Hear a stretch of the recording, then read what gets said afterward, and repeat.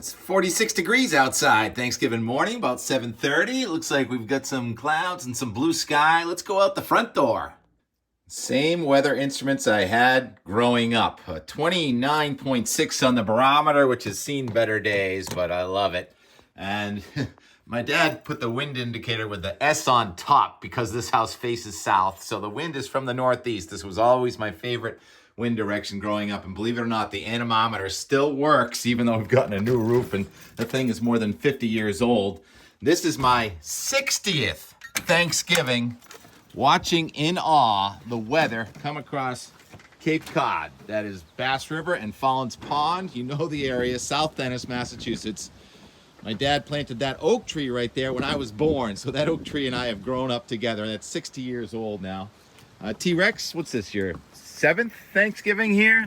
All right, you're not going too far, Rex. We're gonna stay right here, okay? Thanks. So what's going on right now? This is that classic colder air coming across relatively warm water.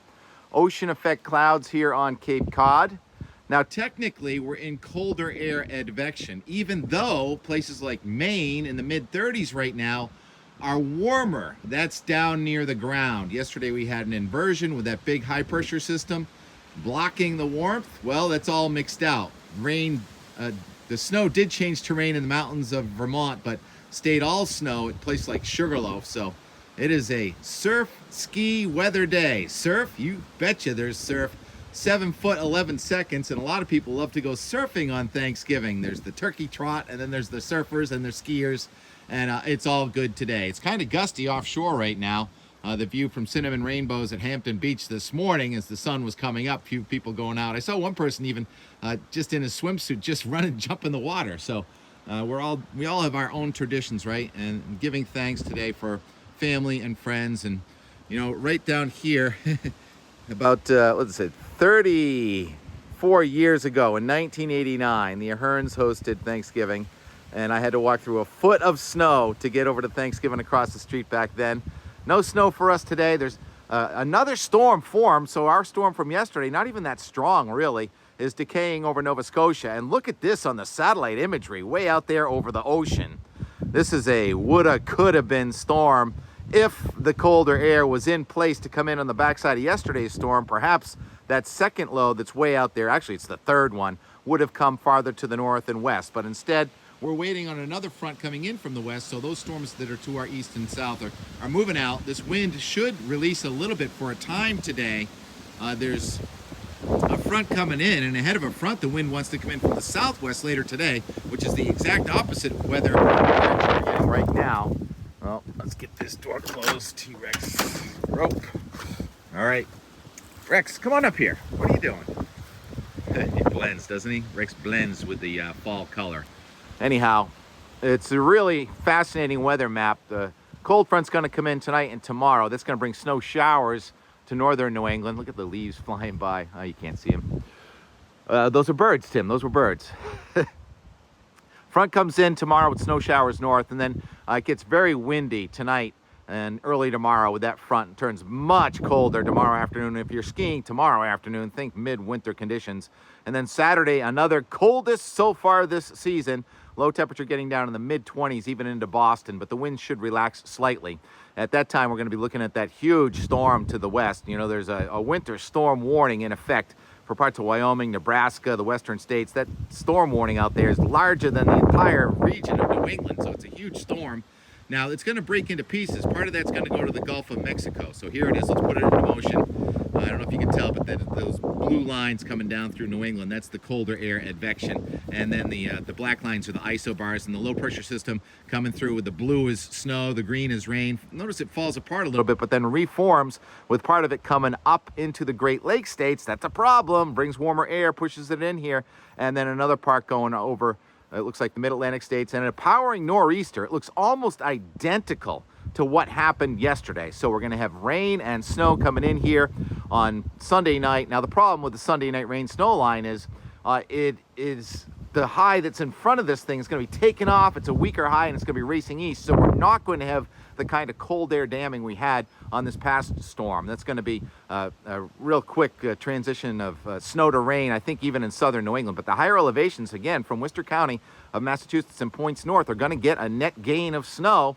And again, the rain snow line tries to go north of Lake Champlain while staying all snow in Maine. This is really, this will be the third time that's happened. All three storms, including the one that's coming up, have been more snow for Maine than Vermont. So it's kind of unusual, but that's what happens when you get these low pressure systems go into Ontario.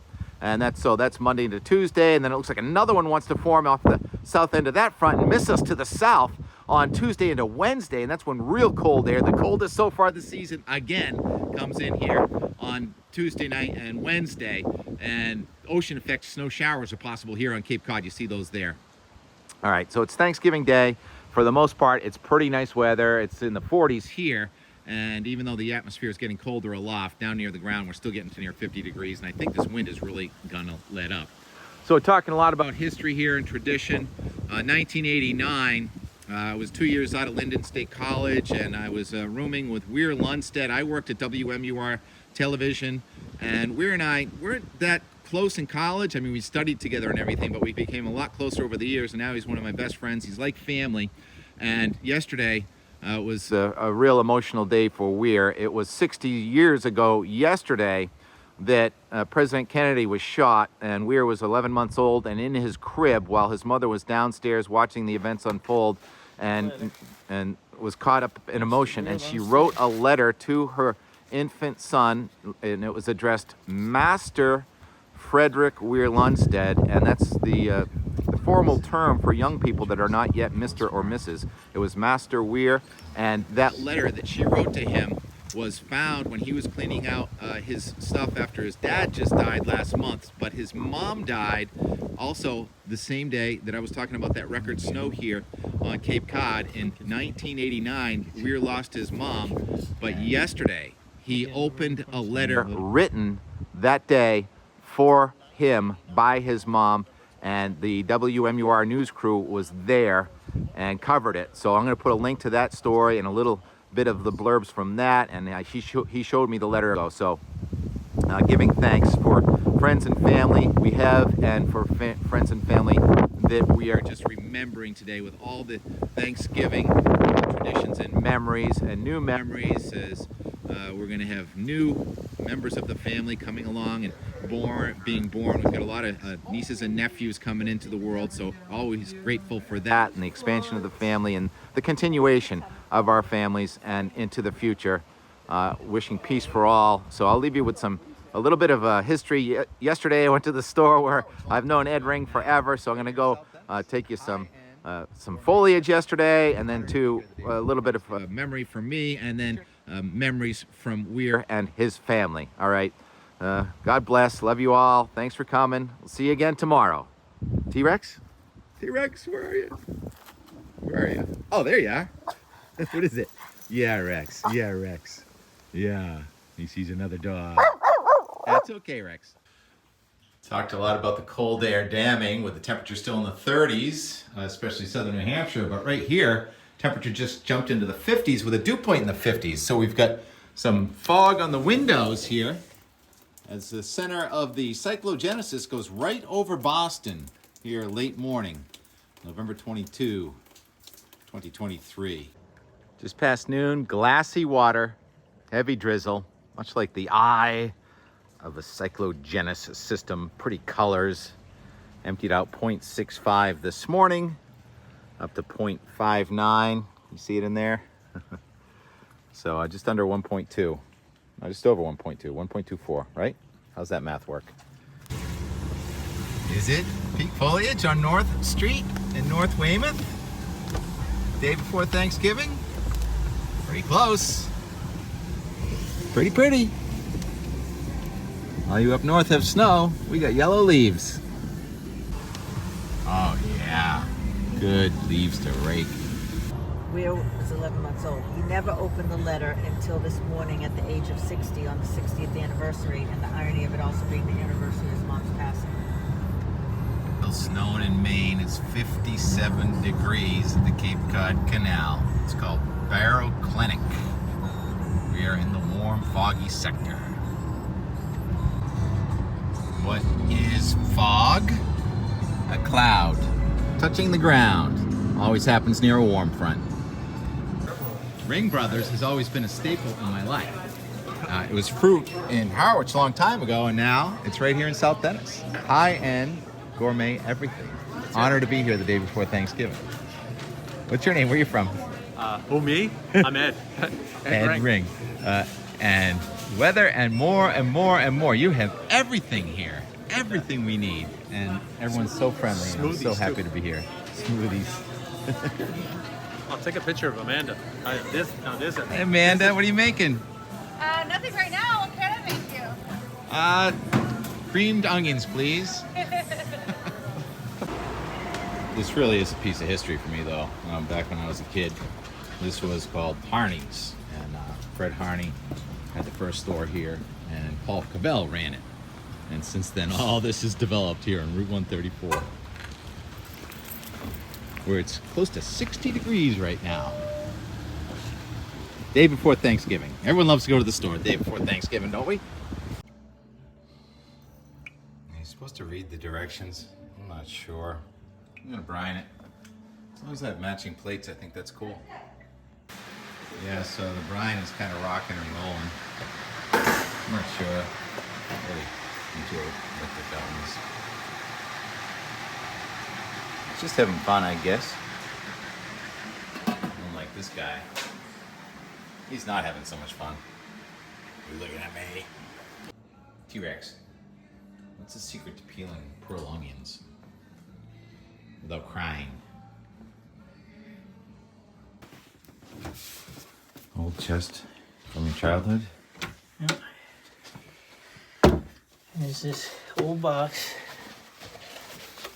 and in it is a letter. Mr. Weir Lunstead.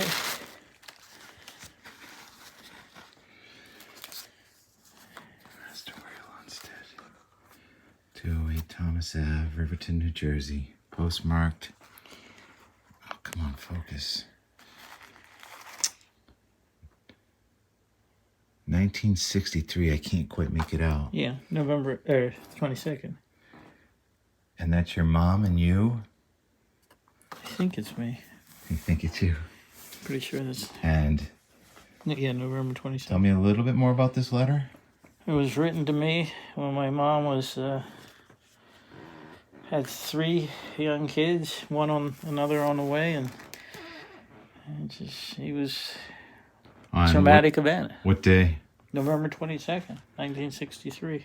The day that we lost President Kennedy? Mm-hmm. I was a couple of months old and you were just a little less than a year old. Correct. And what does this letter say? I don't know. I've never opened it, but I'm going to open it. I'm going to open it this November 22nd. Oh my goodness. That is so special. What'd you say? This term was used for someone who was not a young boy who was not old enough to comprehend things, I guess. And then they would become Mr. as they got older. Master Frederick Weir Lunstead. November 22nd, 1963. So, Weir Lunstead was just a baby on November 22nd, 1963, when President John F. Kennedy was assassinated in Dallas. Weir's mother, Carolyn, so impacted by that day, quickly wrote letters to each of her 3 kids. I should have opened this sooner, but His mother had passed in 1989 on November 22nd. 15 years after that, Weir first learned of the letter. His father, Bob, passed away last month, and while sorting through family things, Weir rediscovered the letter from his mom, finally deciding to open it today. a little nervous. The letter to Master Frederick Weir Lunstead with a 5-cent stamp was postmarked in Riverton, New Jersey. Friday, November 22nd, 1963. Dear Weir, as you are sleeping now in your crib upstairs, you are too young to realize bridging the years with a letter like this, incredibly emotional. So after a few minutes, a second passed through. You will one day read about this in your history book. Know that he has been, we feel, a good, honest, and devoted young president. He has been energetic and tireless in his quest for a lasting world peace. What a pity that one of his own people should take it upon himself to destroy this vital man. Lovingly, your mother and dad.